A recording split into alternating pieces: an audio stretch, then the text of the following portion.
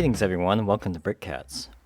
Today I'm reviewing Alifornia Design's Mandalorian N-1 Starfighter, the fourth Mandalorian N-1 I've reviewed on the channel and one of the most requested models from the various communications I've received over the past couple of months.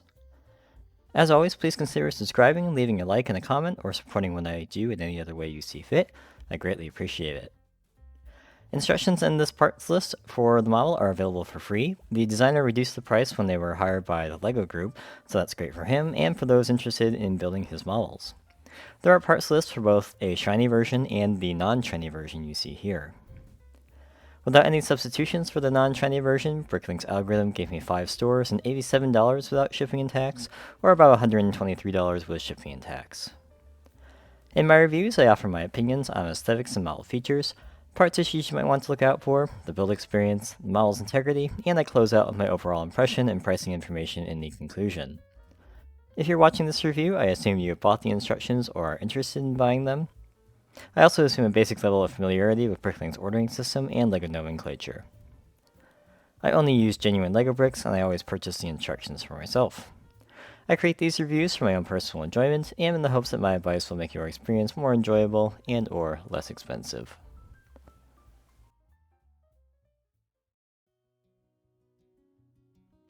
Alifornia Design's Mandalorian N-1 measures 14 inches long, 10 inches wide, and about 3.25 inches tall.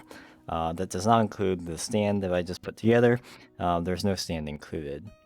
This makes it closer in size to kind of a small-scale UCS model than a minifigure scale, but to be clear, the designer did not claim this as minifigure scale.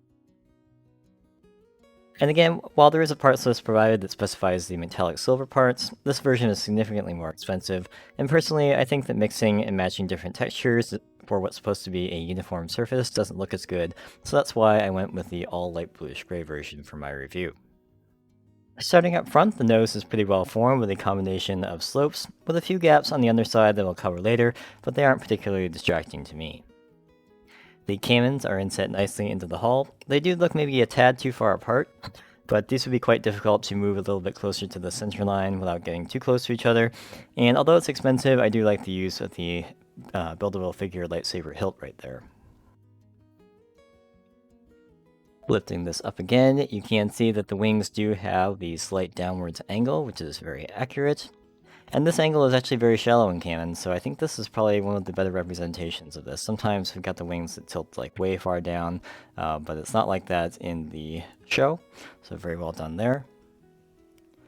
Moving a bit further back, this is the 3x3 round tile with the sticker from the official Mandalorian N1 set, and this is a good scale to use this piece and sticker. You can see there are some dark bluish gray, and one of the nice kind of little details I like about this model is that one of the connection points for the wings also serves as greebling in this section. The wings are fairly simple, but there are two details that I think are really good. First, I appreciate that the leading edge is rounded off with curved slopes on both the top and the bottom.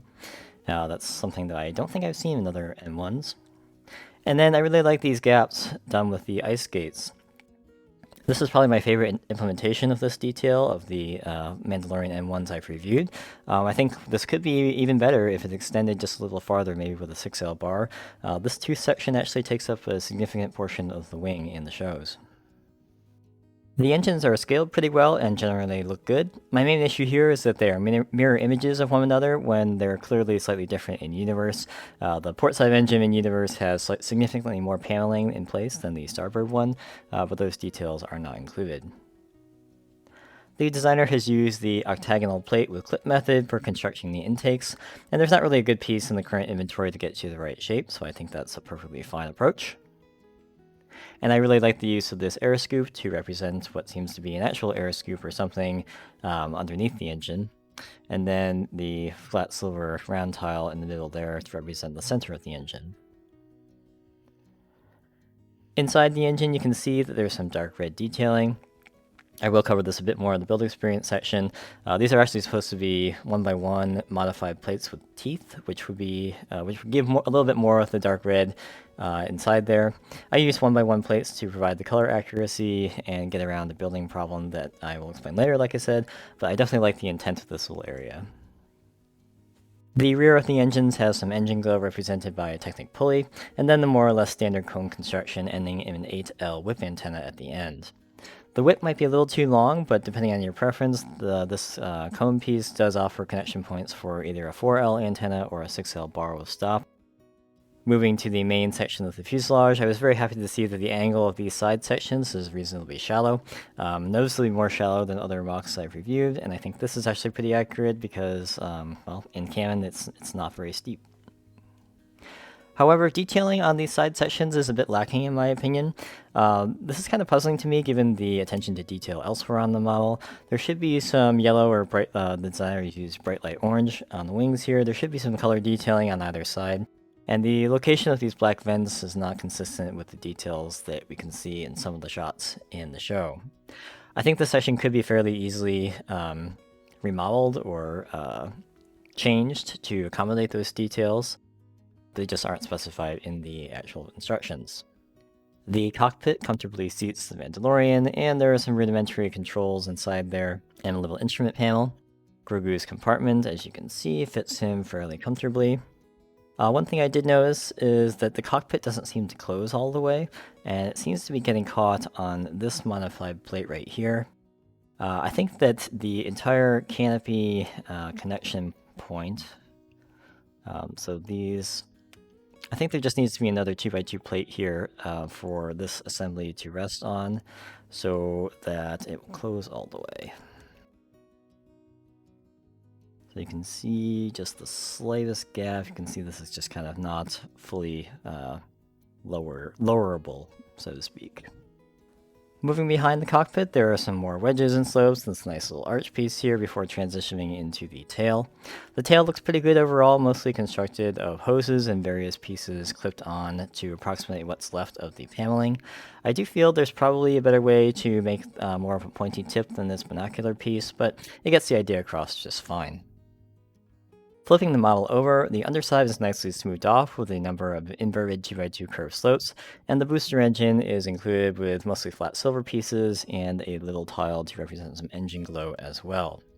I did remove these two inverted slopes that are specified, and that's just where I connect my little stand, but otherwise these would be smoothed over as well. The two little pods on either side of the engine snuggle up pretty closely to it, as they should. And while I did not include them, these bar connections right here are intended for two landing skids intended to hold up the front of the fighter so that the wings don't flex if you have this sitting on a table. I don't think this is a great inclusion, honestly. There's no landing gear on the N-1, either in the original Naboo version or the Mandalorian, so I think the stand, however simple, I mean this is basically just a column of round bricks, would have been better. But the instructions do mention you can use a quote-unquote stand of your choice. I'm not really seeing that, to be honest. There's not really any place to connect to on the bottom of this if you build it exactly according to the instructions. And also, stands that are angled would be very risky, in my opinion. So something that holds it up on at least a 2x2 connection, like the kind of improvised one I have here, are definitely probably best. Definitely probably best. Yeah, how's that for hedging there?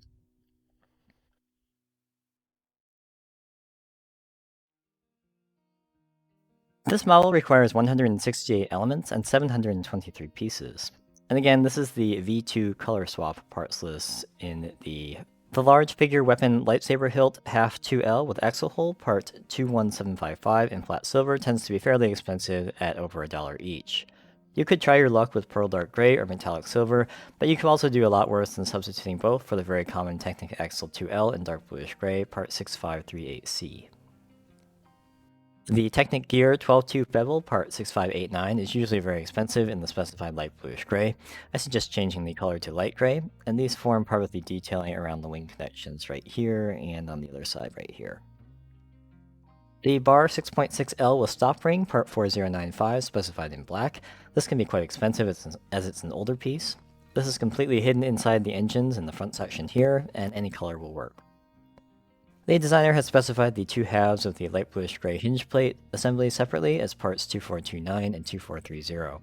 I usually have better luck with the combination piece in Bricklink or Pick-a-Brick part 2429C01. These hinge assemblies form the connection point for the leading edge of the wings. The 4 slope 33 3x4 and light bluish gray, part 3297, are nearly completely hidden. You might be able to see some peaks of them in these little gaps right here, but these basically hold the angle for the wings. And any neutral color is definitely going to be safe, but they're all pretty well covered up in this area. The tile 1x2 with groove with avionics Star Wars copper, red, and silver pattern, part 3069 BPS2 is quite expensive these days. Any printed tile with some kind of instrumentation on it would work, or you can just leave it out and swap in a 1x2 black tile. The wheel 18mm by 12mm with axle hole and stud, solid brake rubber lines, part 18976 in flat silver, is interchangeable with the wheel 18mm by 12mm with pinhole and stud, dotted brake rubber lines, part 66727. Neither are particularly expensive, but it may be worth trying out each to see if it can save you a store, and this is part of the booster engine right here. Finally, I switched the color of the wheel 18mm by 14mm with axle hole, part 55982, from flat silver to light bluish gray. Flat silver is simply not widely available in the US, but if you're in another region, you may have more luck. This is part of the underside engine as well.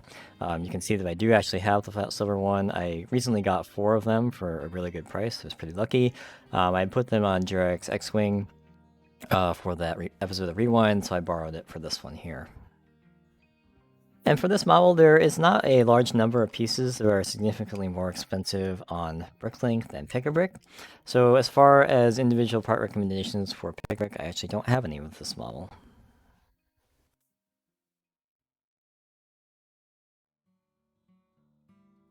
Additions for this N-1 consist of 195 steps, and each part or subassembly you add in each step is highlighted in red against a white background. This works very well, and it's generally easy to tell which pieces are being added. Each step usually only has you adding a couple pieces at a time, and the build generally goes at a pretty good pace, not feeling too slow or requiring too many page turns. There are some steps, in my opinion, that could have a better viewing angle. For example, in step 7, it's a bit hard to tell where the 1x4s go, and in step 114, it took me a second to figure out that the curved slope assembly goes right up against the air scoop piece because you can't really see the connection point as shown in the instructions.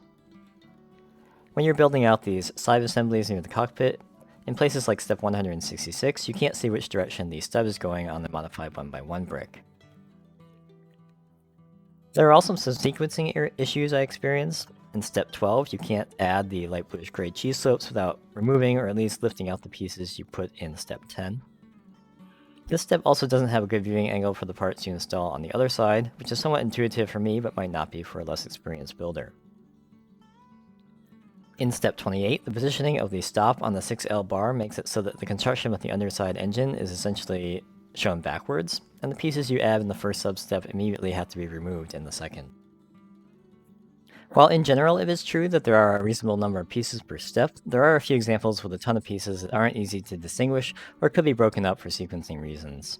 I thought step 40 was a good example of this, as you pretty clearly need to add the wedges first, followed by the clip plate and the tile on top. Steps 43, 66, and 84 just have a lot of pieces on either side of the existing subassembly, so I think these steps should be broken up. The subassembly in step 72 and 90 doesn't actually have a traditional connection. This is not obvious, and an explanatory note would have been helpful here. These subassemblies, which you can see this curved slope on either side of the cannons, and there's a inverted wedge on the bottom, they eventually get held in place by by nature of the other parts that surround it. When building the engines, I found it quite difficult to add the various clip pieces onto these 4L bars, which are only anchored at one end with this tile with clip here. The engines are pretty delicate in general, so I think it's a lot easier to put the clips on the bars and then attach the resulting subassembly with the bar into the clip there. And finally, steps 111 and 142 have you pushing the driving ring extension in between the teeth of the 4 1x1 dark red teeth pieces. This is not possible without slightly loosening the teeth, but this was not obvious and there's no note explaining it. If you don't loosen the teeth to get the driving ring extension all the way in, you don't have enough of the 6.6L bar left to build the rest of the engine. So I made this little subassembly here to demo the issue. So this is how it's shown in the instructions, and as you can see, you can't push this driving ring extension such that the teeth cover the narrow part here. So if you just loosen these, so that took me longer than it should have, but as usual. But you can see that there's a slightest gap there, and these teeth pieces are just not quite flush with the 1x1 brick with studs on the 4 sides. So I think this is how it's intended, but the other issue with this, if you can see how this is constructed, you're supposed to put that tile with the bar assembly on top, and since the teeth piece is now slightly angled, up, I'll kind of exaggerate it. It's really difficult to get these bar pieces to fit inside the cylinder piece here. So basically what you have is something like that, and then, again, trying to get it inside the lip of that cylinder is pretty difficult. So this is why I just gave up after trying to get this to work for a couple minutes and just use some 1x1 dark red plates. And if I wasn't rather frustrated at this point in the build, I probably would have simply turned the teeth 90 degrees. If you do that, that will still fit in there, and then you can move the driving extension down as far as you need to, and that should leave you enough of the bar. Still gives you the idea of that dark red section in there, which like I said, I really think is good. But you won't run into any problems with connections that aren't exactly as shown in the instructions there. So I think this is probably the best way to do it. The dark red pieces aren't the most common part, but they're easy enough to get and they're not very expensive. So I definitely think these instructions could use a little bit of polishing, but most of these issues are small and can be fixed with just a simple explanation.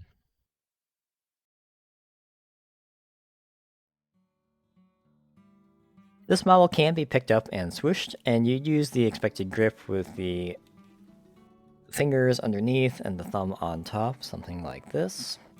The tail is pretty long, it does get in the way a little bit, so be careful of that, as do these whip antennas. But to be fair, it doesn't seem that the designer intended this model to be handled in a playful sort of way, and it's certainly more of a display model.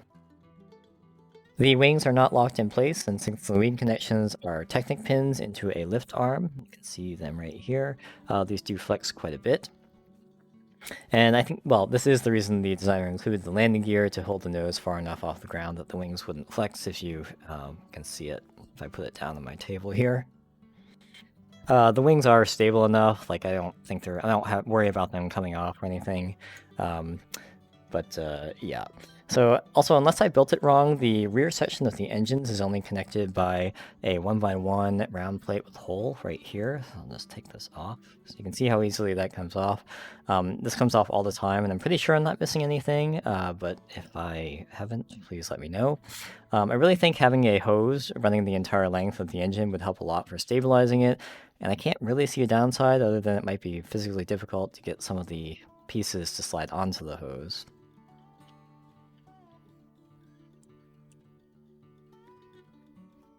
The only other thing I've noticed is that the sections to either side of the cockpit display some signs of being under stress, which usually manifests itself in some noticeable gaps opening up, specifically between this arch and these bricks here.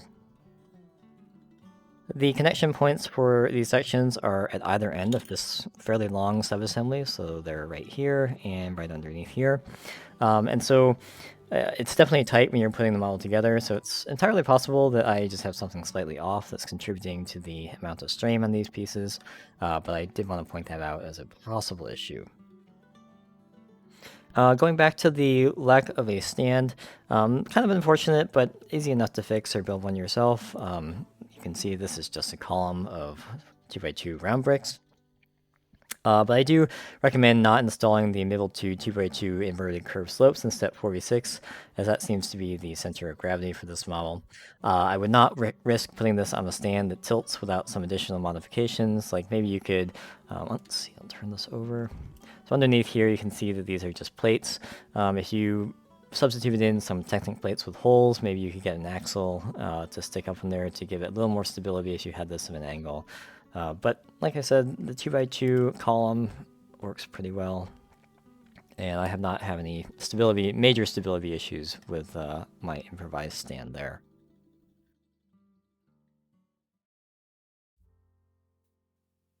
Alifornia Designs N1 has a lot of amazing details, and while there are some things I definitely think could be better, I can certainly appreciate the amount of time and effort that went into the design of this model. It looks great on display, and if you're comfortable enough to buy the pieces from Bricklink and build this model in the first place, you're more than capable of changing some of the details to improve the model's accuracy. Without any substitutions for the non-shiny version, Bricklink's algorithm gave me 5 stores and $87 without shipping and tax, or about $123 with shipping and tax. With my substitutions, I got 4 stores and $82 without shipping and tax, or about $112 with shipping and tax. And then utilizing Pick-a-Brick as much as I could, my Pick-a-Brick total was $75. That was with free shipping and handling, but does include tax. And the remaining elements from Bricklink would give me 2 stores and $10 without shipping and tax, or about $23 with shipping and tax.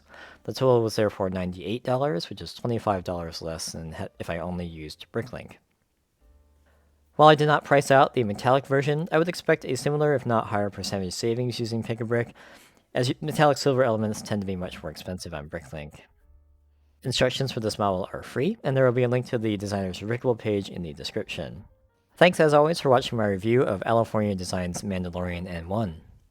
If you built this model, you have a question about something I didn't cover, or have something to share that I left out, please leave your thoughts below. Remember to subscribe, leave the video a like, and follow me on Instagram if you haven't already.